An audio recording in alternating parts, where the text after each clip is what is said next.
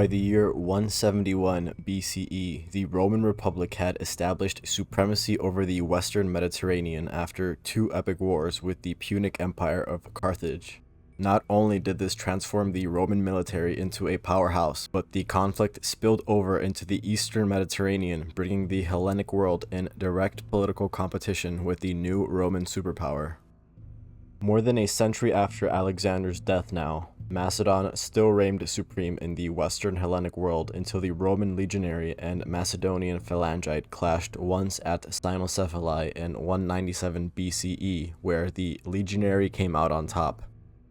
However, it was not enough to crush the Macedonians, who, similarly to the Romans, had created a warrior society revolving around the Homeric warrior and conqueror ethos.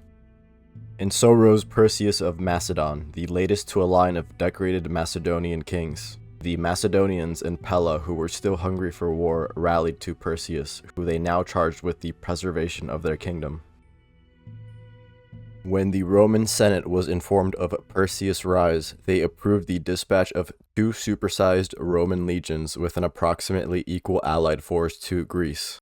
The Roman consul Publius Licinius Crassus led this force intended to subdue the Macedonians and restabilize Roman authority in the area. Crassus led his force across the Adriatic, where he attached 600 cavalry preemptively deployed by Gnaeus Sicinius. With this force, the Romans marched first south, then east across the mountains towards the plain of Thessaly and eventually Macedon.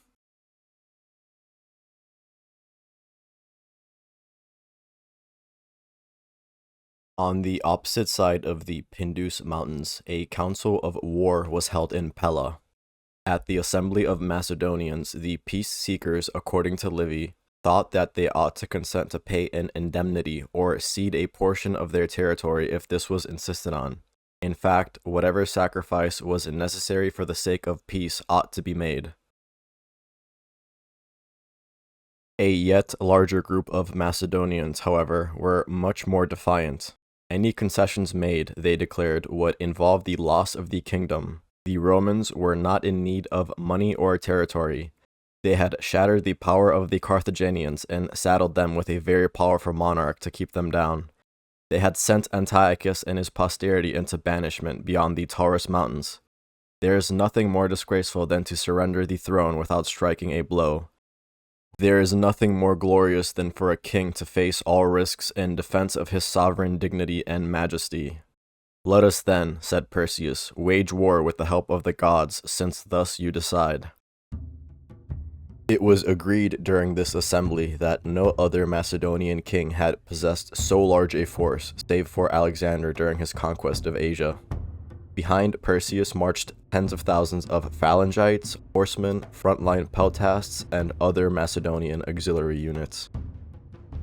Additionally, when rallying the Macedonians, Perseus boasted, "We have on our side the Thracians." Among these Thracians was Cotys, son of Seuthes, king of Odrysians and ally of Perseus. Of the 4,000 cavalry on the Macedonian side, 1,000 was his. Thracian horse lords serving as light cavalry, armed in the traditional manner, with javelins to be discharged as projectiles or used as stabbing spears. Their sidearm was usually a short sword, typically a Greek xiphos or Thracian sicca. The wealthier cavalrymen were armored with an iron helmet of the Thracian style, as well as a Greek linothorax cuirass or greaves. Southerly Thracians were more liable to wearing Greek clothing like a Macedonian alopekis instead of a Phrygian cap, and having Greek sidearms like the xiphos instead of the sicca, whereas northern Thracians may have started wearing the scale armors and long pants associated with the steppe cultures. The cloak known as a zeta was common for almost all Thracians. Like their Hellenic neighbors, the Thuros-styled shield was prominent among the Thracians, although the older pelta may have still lingered among lighter-armed troops. This Odrysian cavalry was the same that accompanied Alexander from Europe to India, serving as his light cavalry, often seen on his left wing during battle or opening his battles by skirmishing. Cotys brought with him an additional 1,000 picked infantry. The Odrysian infantry were armed in the aforementioned style. Livy further describes them and the other Thracians as men of fierce countenance and tall of stature, and protected on their left side by bucklers which shone with remarkable brightness. A black cloak covered both shoulders, and on their right they brandished from time to time a sword of enormous weight. The sword of enormous weight may have been known as a rhomphaia. The rhomphaia was a unique sword polearm hybrid which, due to longer blade and hilt, allowed for slashing strikes of greater force and leverage. This, combined with the inward curvature and increased weight, meant the rhomphaia pierced through wood, metal, and eventually bone and flesh. This was an internally developed weapon unique to the Thracians and perfectly adapted for their way of fighting, characterized by skirmishing and shock tactics. The other 6,000 Thracians, Agrianians, and Paeonians from Macedon's northern frontier were likely armed in the same manner.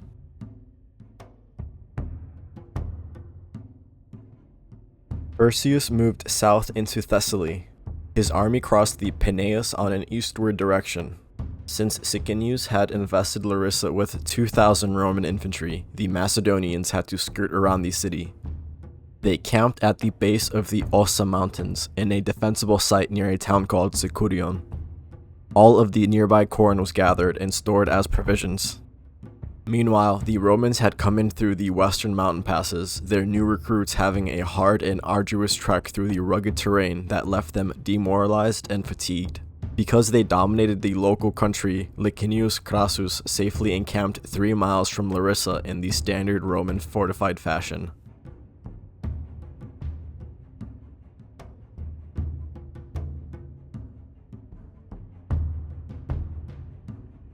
Perseus and his men were, however, fresh and eager.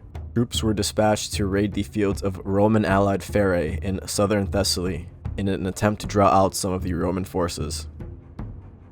Crassus decided not to dispatch troops. Being both inferior in cavalry and total arms, he was reluctant to divide any forces from his army, expecting a pitched battle. Even with the incoming reinforcements from Pergamon and the local Greeks, the Romans only matched the forces of Macedon, but did not exceed them.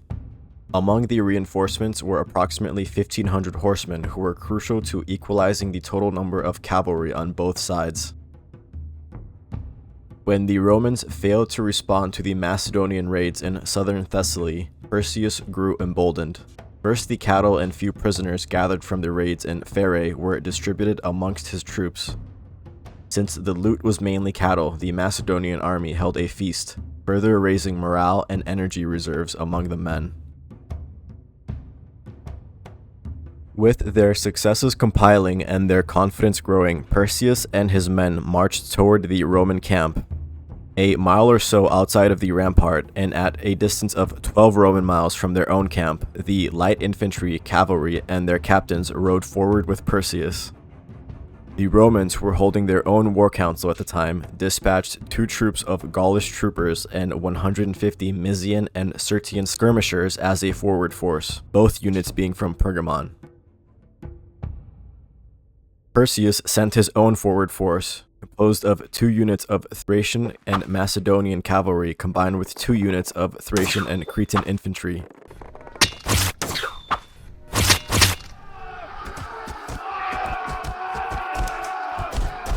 The two sides of specialists clashed. The Thracians and Gauls of Pergamon hurled javelins at each other, while the Asian slingers of Pergamon discharged their lead and stone bullets at the Cretan and Thracian light infantry, who needed to close the distance to use their bows and javelins.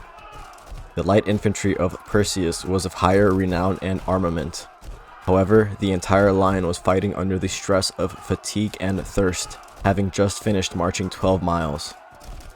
Passignatus, commander of the Gauls, and 30 other men of Pergamon died. Since, however, both Perseus and Crassus were reluctant to commit additional troops, the small battle ended in a draw. The Roman commander likely lacked confidence in his fresh and outnumbered recruits, while Perseus was now aware of the impact the march had on his men, and also aware of the nearby Roman rampart. The Macedonians withdrew to their camp. On the following day, they maintained the initiative, marching the 12 miles again, this time bringing with their army carts of water. If the Romans attacked Perseus while his men marched, they would be once again caught fatigued and thirsty. However, if the Romans remained timid and reluctant to engage, the Macedonian forces would have time to rehydrate and rest before battle. When the Macedonians reached the Roman rampart, Perseus rode forward with the cavalry and light troops again. The Romans refused to engage this time. Perseus, expecting this, hoped it was enough that his army was tired and withdrawing, with their backs turned, to entice the Romans to attack, at which point the cavalry and light infantry would turn around and pin down the Romans. What Perseus did not expect was for the timidity and idleness of the Romans to compound. After repeating this maneuver several days in a row without a peep from the legionnaires, Perseus moved the entire Macedonian camp within 5 miles of the Roman camp. At this point, the Roman inaction had to end. The Macedonians no longer needed to withdraw back into their faraway mountainside camp in the middle of the day, and if the Romans failed to offer any resistance, their camp would be encircled and their army slaughtered. The Macedonian host of light infantry and cavalry arrived earlier in the day than the previous 4 times, causing a commotion in the Roman camp. This time, Crassus led the Roman cavalry and light infantry out of the camp, including all of the Greek and Pergamenese allies. The heavy legionnaires took position on the perimeter of the Roman ramparts. Across from the Romans and their allies stood Perseus with the elite Macedonian infantry and cavalry surrounding him. To his left was his trusted Odrysian ally King Codus leading the Odrysian cavalry and infantry across the whole flank, and on his right were the Cretan infantry and Macedonian cavalry under Medon of Beroea. On the end of both flanks were groups of Macedonian cavalry and infantry of mixed nationalities. In front of Perseus was a screening force of 400 javelin men under Ion and Neoptolemus. The Romans deployed the entirety of the Italian cavalry and velites on their right flank under the consul's brother Caius. In the center was a picked force of cavalry under the Roman consul Licinius Crassus, and on the Roman left were the Greeks under Valerius Laevinus. The Gaulish troopers, 200 in number, and the Syrtian skirmishers, 300 in number, from Pergamon, were once again positioned as a forward force, while the remaining men of Pergamon were stationed between the battle line and the Roman rampart. The 400 or so Thessalian cavalry were posted on the extreme left of the Greek force. In this formation, Livy writes, the 2 armies almost equally matched in the numbers of their cavalry and light infantry engaged. The battle was begun by the slingers and javelin men.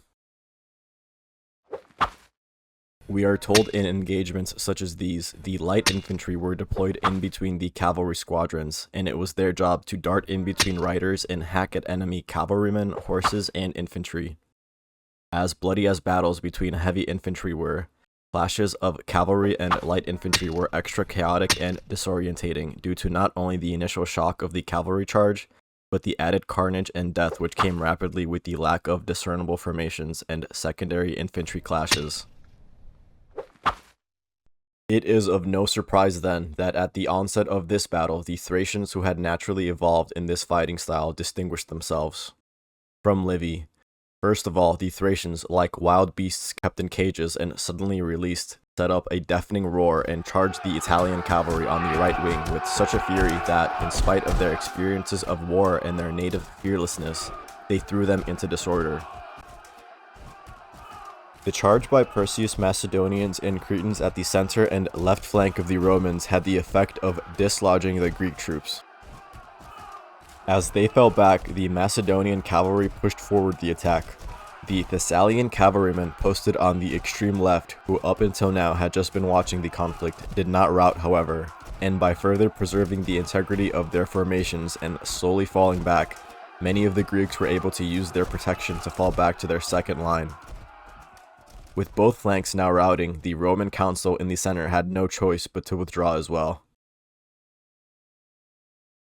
As things were directly after the clash near Callinicus Hill, the Thracians, Cretans, and Macedonians had killed 200 of their own cavalry, 2,000 of the Roman infantry and captured an additional 600 prisoners, presumably Romans and Italians.